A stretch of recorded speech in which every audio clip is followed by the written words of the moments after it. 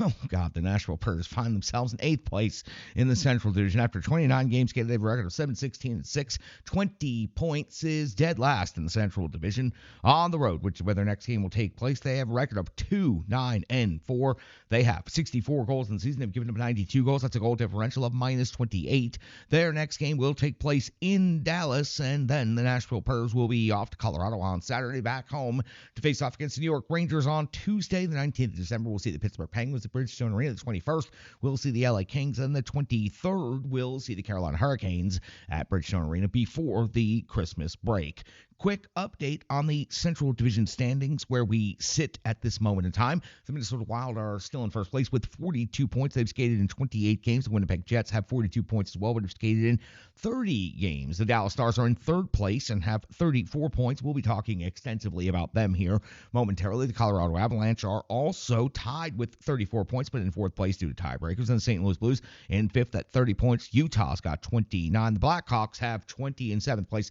And there are the Nashville Predators sitting in 8th place with 20 points in the Central Division, 22 points behind the first place Minnesota Wild and Winnipeg Jets, 14 points behind their next opponent, the Dallas Stars. The Dallas Stars on the season have skated in 27 games. They have a record of 17-10-0. 34 points has them in a playoff spot at this moment in time.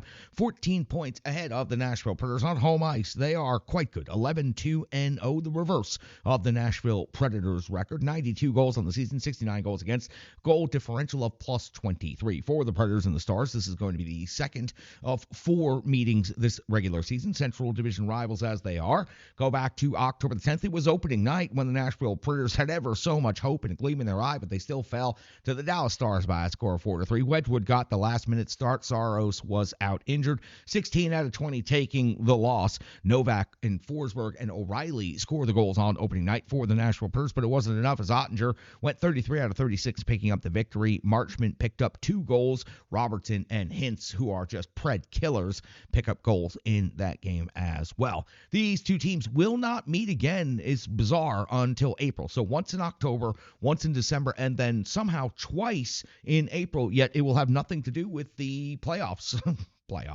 4-3, that would be April the 3rd. The Nashville Predators will be in Dallas for the second meeting this season on the road. And the 16th of April, the Predators will welcome the Dallas Stars back to Bridgestone Arena. Now, the Stars, their most recent stretch of 5, on the 1st of December is a 3-1 win versus the Winnipeg Jets. On the 2nd of December, a 2-1 win versus at Utah, so a back-to-back with travel implications there. On the 4th of December, a 3-2 loss at the LA Kings. On the 6th of December, a 3-2 loss at the Vegas Golden Knights. And most recently on the 8th of December, a 6-2 win versus the Calgary Flames. Ottinger picking up the victory, going 29 out of 31. Just a quick couple of notes before we get into the game matchup, NHL ranks, and statistics for the Nashville Predators. Injuries starting to mount up. O'Reilly still listed as week to week, but I have a hard time believing it's going to take that long to get him back. Carrier out, no time frame. Luzon out, no time frame. And the captain, Roman Josi, left last night after the first period, did not return. No time frame, no update on his injury. Lower body injury is the only thing we've been told officially at this moment in time.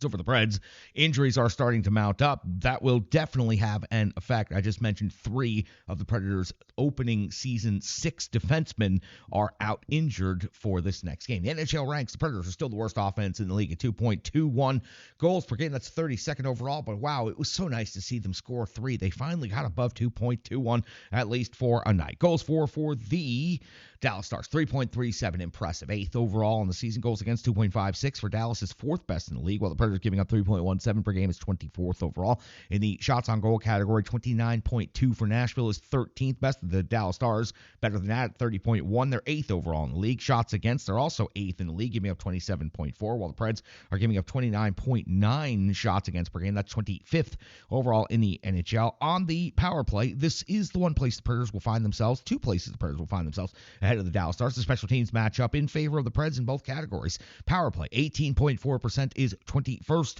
overall in the NHL, 16 out of 87 opportunities.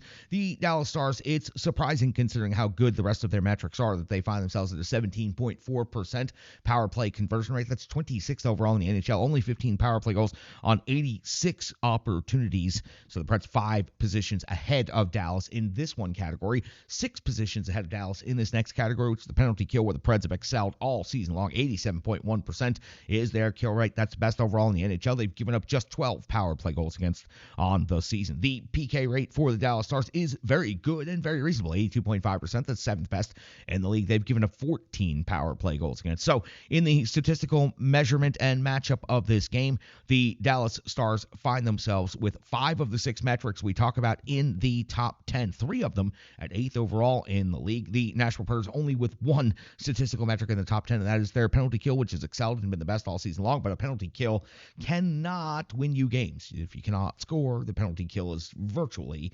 irrelevant. Now, the top 5 scorers for each of these teams, and for Nashville Predators fans, an argument certainly ensues each time Matt Duchene's name comes up. Should the Predators have ever traded for him? Should the Predators have kept him once he was here? What should the Predators have done? Well, Matt Duchene has put all that well behind him. He continues to collect money from the Nashville Predators while also scoring against the Nashville Predators. This season for the Dallas Stars, he is red hot. 12 goals, 17 assists, 29 points, leads the Dallas Stars. Marchment's at 12 and 15 for 27. Sagan, 9 goals, 11 assists for 20 points. Robertson, 6 and 11 for 17. Johnston, 6 and 11 for 17. And you know what? Every one of these players usually does very good against the Nashville Predators. The Dallas Stars have just seemed to have their way with this Preds team for the last handful of seasons, and I don't anticipate it being any differently in this matchup or the remainder of the season. For the Nashville Predators, the captain Roman Josi we talked about is not currently status known for this game. He did leave with a lower body injury, and we do not know. So Roman Josi leads the team in scoring, but is anticipated to miss the game. 7 goals, 16 assists for 23 points. Forsberg, uptick, 9 goals, 10 assists for 19 points. Good to see Phil Forsberg moving the numbers again, finally.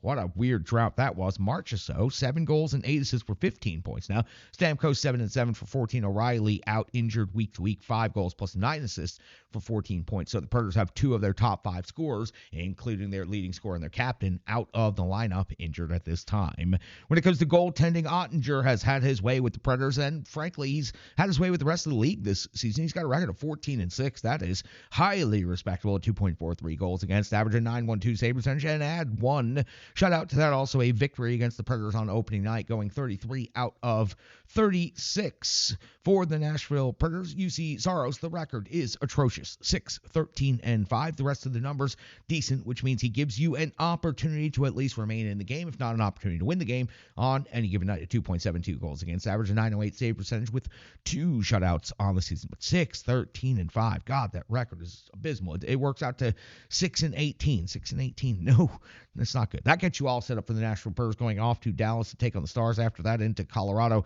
and then back home for the last couple of home games before the Christmas break. Let's hit the Rebirth Sports full game recap. Let's go back and find out what happened against the Calgary Flames at Bridgestone Arena on Tuesday night right here on the Renegades of Puck podcast.